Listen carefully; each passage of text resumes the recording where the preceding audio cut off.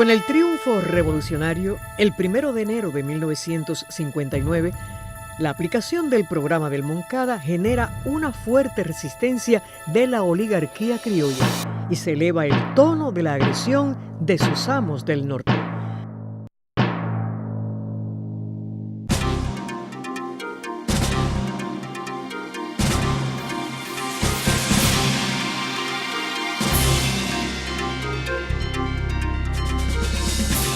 Para que la revolución pudiera sobrevivir al embate de la reacción, era imprescindible la unidad de acción de las fuerzas revolucionarias agrupadas en el movimiento 26 de julio, el Directorio Revolucionario 13 de marzo y el Partido Socialista Popular, junto a las nacientes organizaciones de masas como los Comités de Defensa de la Revolución, la Federación de Mujeres Cubanas, las Milicias Nacionales Revolucionarias y la Asociación Nacional de Agricultores Pequeños, entre otras.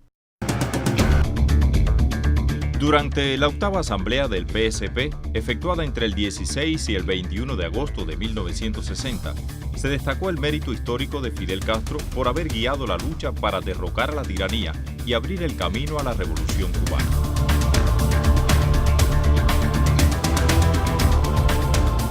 En 1961, los que fueron a Girón lo hicieron bajo las banderas del socialismo proclamado por Fidel el 16 de abril de ese año. Era necesario algo más que la coordinación de acción de las fuerzas revolucionarias.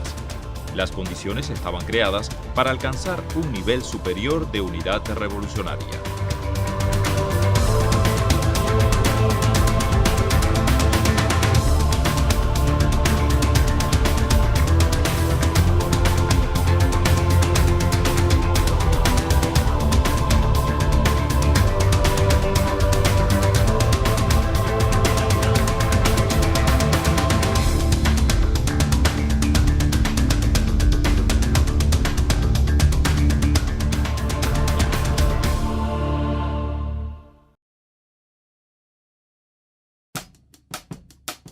...24 de junio de 1961.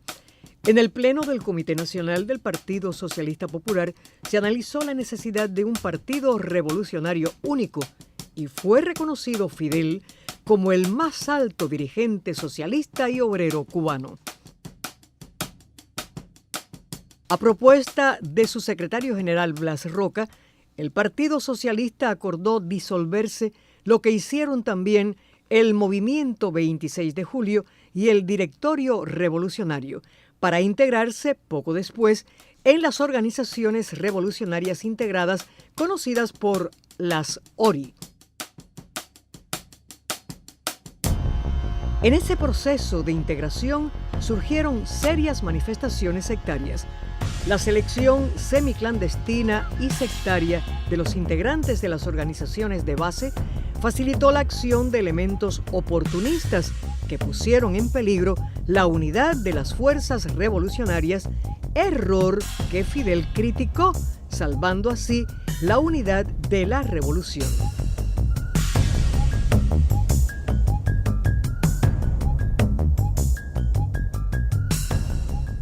En su lugar, se aplicó el método de masas en el proceso de selección de los militantes del partido, a través de las asambleas de trabajadores ejemplares. La participación de las masas en el análisis de los candidatos a ingresar al partido fue garantía de un alto nivel de calidad humana y revolucionaria de los seleccionados. De forma inédita, el pueblo participaba en la formación del partido con lo mejor de sus hombres y mujeres. Era, por tanto, su partido.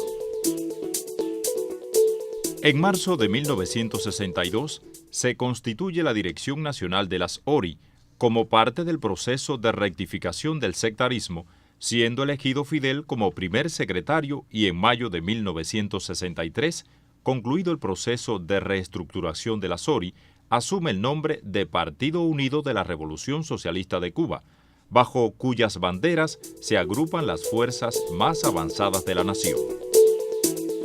Es fundamental que sea precisamente lo mejor del pueblo lo mejor de las organizaciones de masa, los que alcancen el honor y alcancen al mismo tiempo el honroso papel de miembro del Partido Unido de la Revolución Socialista.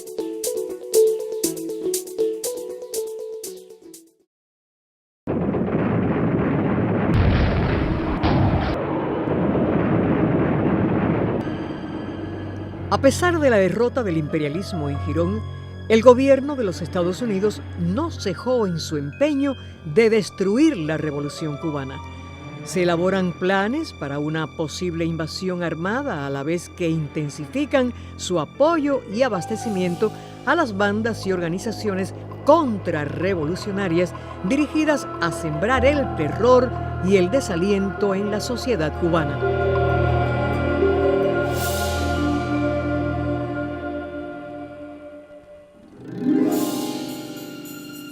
Las bandas contrarrevolucionarias en el Escambray, apoyadas por los imperialistas, pretendían crear la división interna y sembrar el terror para interrumpir la obra revolucionaria. Asesinaban lo mismo a un trabajador que a un brigadista alfabetizador. Sus crímenes llenaron de indignación a la nación entera. No hubo uno solo de los que cometiera aquellos crímenes que escapara. Las Fuerzas Armadas Revolucionarias y el Ministerio del Interior, con el apoyo del pueblo, lograron la erradicación paulatina de esas bandas.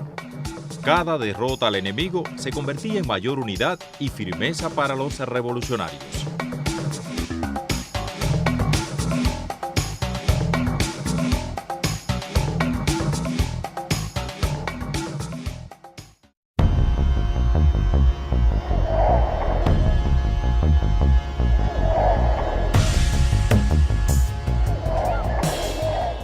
En el plano internacional, aun cuando bajo presiones imperialistas Cuba es expulsada de la OEA, las relaciones con la Unión Soviética y el campo socialista se intensifican.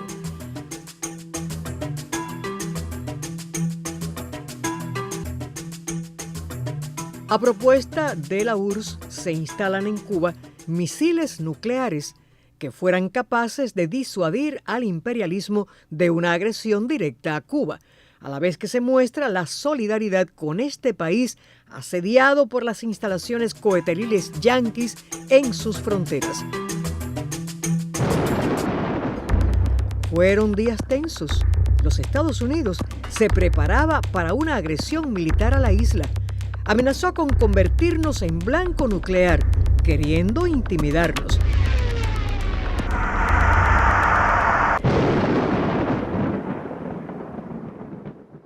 Ni bajo esa bandera ni bajo ninguna otra podrá venir nadie a inspeccionar nuestro país. Nosotros sabemos lo que hacemos y sabemos cómo debemos defender nuestra integridad y nuestra soberanía.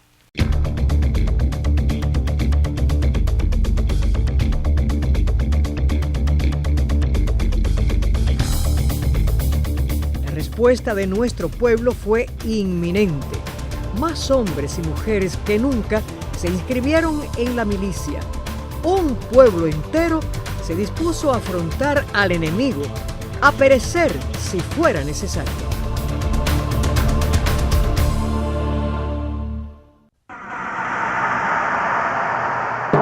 El bloqueo económico contra la isla se recrudece. Se trataba de rendir por hambre y enfermedad a su pueblo. Cuba queda privada de suministros vitales para su agricultura e industria.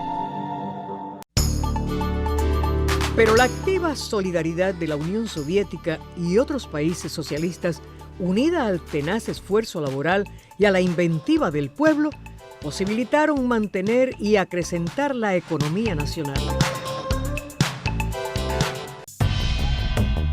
Cuba participa en la constitución del movimiento de países no alineados y desarrolla una activa política de solidaridad antiimperialista.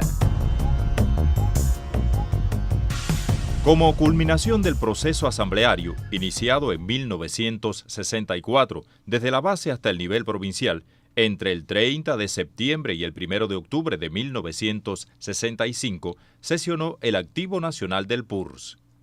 Se crea el Comité Central con 100 miembros, representativos de todas las fuerzas que participaron en la histórica lucha de nuestro pueblo por su libertad e independencia. Fidel En el acto de presentación del Comité Central expresó: hemos procurado escoger a quienes, a nuestro juicio, representan de la manera más cabal la historia de nuestra revolución. Pero faltaba una figura trascendental entre los elegidos.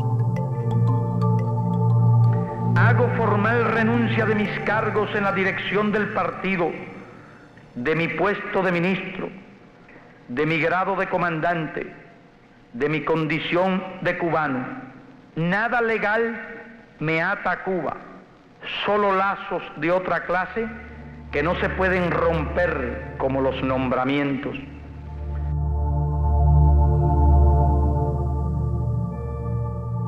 Se crea el Buró Político como organismo ejecutivo en la labor cotidiana de dirección de la revolución, el partido y el país, así como el secretariado del Comité Central, organismo auxiliar del Buró Político para la labor de dirección del partido que aún no tenía nombre.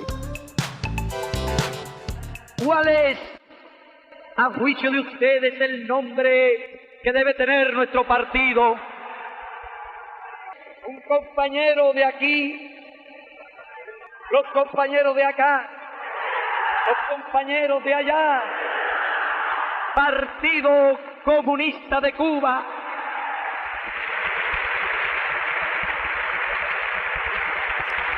Se ratifica la política internacionalista y de unidad de la Revolución Cubana y nace el periódico Granma como órgano oficial del Comité Central del Partido Comunista de Cuba, símbolo de nuestra concepción revolucionaria y de nuestro camino. La demolición del viejo aparato estatal semicolonial había concluido en lo fundamental. Para enfrentar las tareas de la construcción socialista, era necesario potenciar formas institucionales que garantizaran la continuidad de la revolución y que permitieran tomar decisiones rápidas y efectivas en las condiciones de lucha por la supervivencia en que se desarrollaban los acontecimientos. Es un periodo de estudio y búsqueda de soluciones y conceptos económicos, políticos y sociales afines a nuestras realidades. Este proceso conduce a la convocatoria y realización del primer Congreso del Partido Comunista de Cuba del 17 al 22 de diciembre de 1975. En el propio proceso revolucionario y de la confluencia de las distintas fuerzas se creó nuestro partido, pero es lo que es hoy. Y ya en los umbrales de su primer congreso, bien vale la pena haber tardado unos años en dar un primer congreso, si ese primer congreso iba a ser como va a ser nuestro primer congreso.